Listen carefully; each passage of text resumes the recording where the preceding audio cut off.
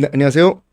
핀사이트랩스 손용준 PB팀장입니다. 그래서 오늘은 ISA 계좌 정말 많이들 활용하시는데요. I, 나는 S 세금을 A 아낀다. 이 계좌 뭐 다들 아시죠? 그런데 이제 이게 많은 분들이 이제 정말 질문하시는 내용 중에 하나가 ISA 이제 3년 만기가 곧 도래되는데 이제 어떻게 해야 되나요? 이런 질문들을 상당히 좀 많이 하십니다. ISA 가입은 정말 많이 하시는데 정작 이제 만기가 되면 어떻게 해야 할지 모르는 분들이 또 생각보다 많더라고요. 그래서 ISA 만기가 곧 되거나 ISA 만기를 생각하시는 분들에게 도움이 되는 영상을 오늘 제가 알려드리겠습니다. 그래서 오늘은 ISA 만기 시 선택할 수 있는 3가지 방법과 반드시 알아야 하는 일정까지 한 번에 제가 정리를 해 드릴 테니까요. 오늘 영상 꼭 끝까지 시청 부탁드리겠습니다. 여러분들의 자산 파트너 핀사이트랩스.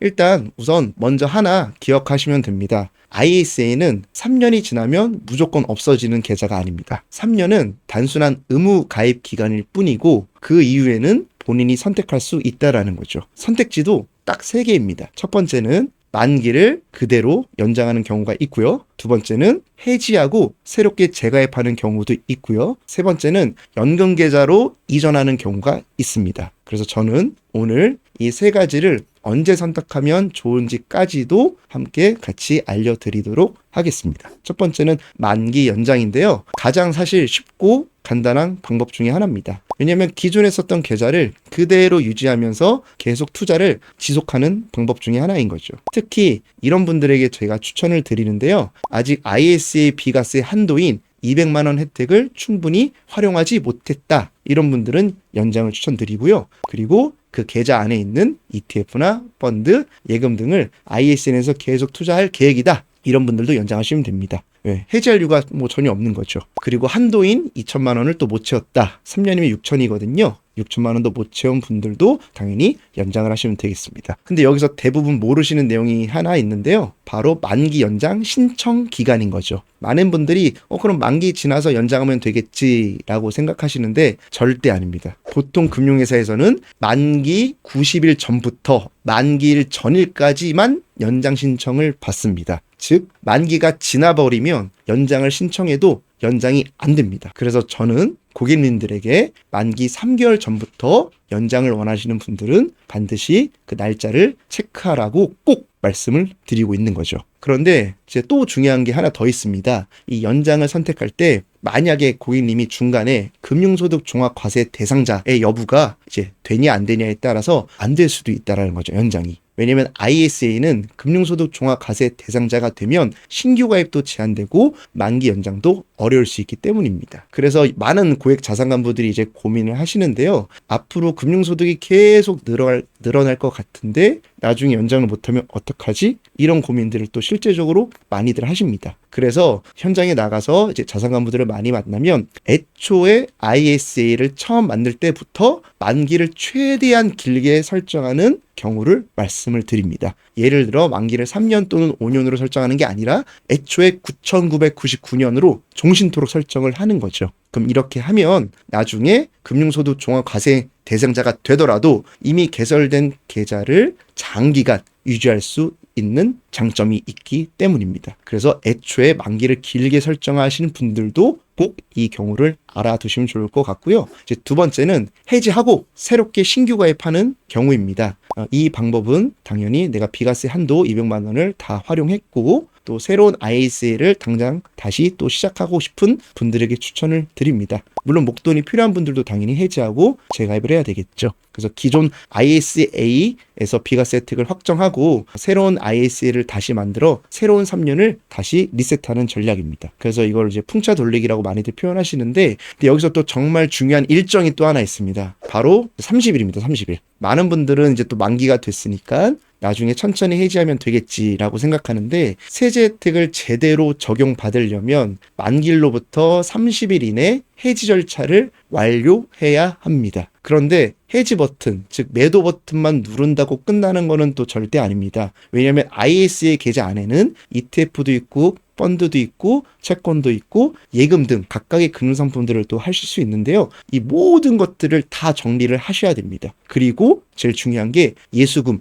즉 현금화까지 들어와야 완료가 된다라는 거죠. 그래서 저는 항상 만기가 한 달 정도 남으면 무엇을 팔 건지 미리 준비하시라고 말씀을 드립니다. 30일은 생각보다 금방 지나가기 때문에 현금화 되는 것도 30일 이내에 다 완료가 돼야 됩니다. 마지막으로 세 번째, 연금 계좌 이전 전략입니다. 개인적으로 절세 효과나 가장 큰 방법이라고 생각을 하는데요. ISA 만기 자금을 연금저축이나 또는 IRP로 이전하면 추가적인 세액공제를 받을 수 있게 됩니다. 현재 제도에서는 이전 금액의 10%를 세액공제 대상 금액으로 인정을 해주는데요. 최대 한도는 한 번 이전할 때 3천만 원까지 정부에서 인정을 해줍니다. 그럼 3천만 원의 10%니까 얼마? 300만 원을 추가적으로 세액공제를 해줄 수 있는데요. 이게 중요한 게 기존의 IRP나 연금저축 펀드에서 최대 900만 원까지 세액공제 받은 분들도 별도로 300만 원을 추가적인 지급이 되다 보니까 맥스로 1200만 원까지 모두 인정받을 수 있게 되는 거죠. 그리고 또 연금계좌 안에서는 아시겠지만 투자 수익에 대한 과세가 이연이 되고 나중으로 연금 받을 때는 상대적으로 낮은 세율의 연금소득세가 적용되기 때문에 만약에 은퇴 준비가 좀 부족하거나 좀 더 은퇴 준비를 좀 많이 하고 싶은 분들이 있다면 이 세 번째 방법인 매력적인 선택지라고 볼 수 있습니다. 하지만 여기서 약간 유의해야 될 건 뭐냐, 나중에 연금저축계좌나 IRP 계좌의 금액이 너무 많이 차가지고 연간 연금액 받는 게 1,500만 원이 초과가 되면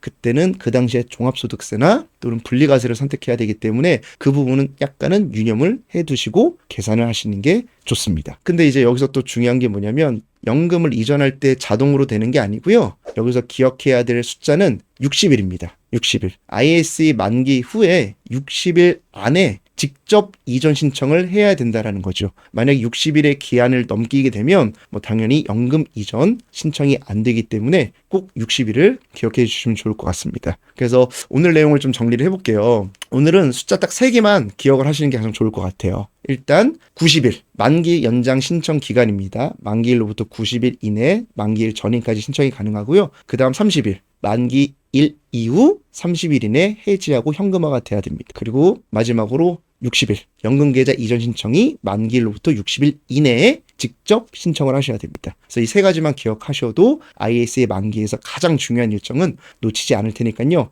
꼭 기억해 주시면 좋을 것 같고요. 그래서 마무리하자면 ISA는 가입도 물론 중요합니다. 하지만 가입도 중요하지만 반드시 만기 이후에 할 수 있는 선택이 또 중요하다는 거 오늘 느끼셨을 거예요. 그래서 연장을 할지 재가입을 할지 또는 연금으로 이전할지에 따라서 앞으로 몇 년 동안 받을 수 있는 절세 혜택이 다 달라질 수 있다라는 거죠. 특히 금융소득 종합과세 대상자 가능성이 있는 분들은 처음 ISA를 만들 때부터 만기를 최대한 길게 설정하는 전략도 꼭 고려해 보시길 바라겠습니다. 그래서 혹시 내 ISA가 언제 만기인지 또 모르시는 분들도 계실 텐데요. 모르는 분들은 오늘 바로 증권사나 은행 어플 들어가서 한번 확인을 해보시면 좋을 것 같아요. 그래서 그거를 확인을 미루지 마시고 지금입니다. 지금이니까 지금 바로 확인해 주시면 좋을 것 같고요. 그리고 주변에도 ISA 만기를 앞두신 분들이 있다면 이 영상을 꼭 공유해 주시길 부탁드리겠습니다. 핀사이트랩스 구독, 좋아요, 알람 설정 또 역시 부탁드리겠고요. 지금까지 핀사이트랩스의 손영준 PB팀장이었습니다. 감사합니다.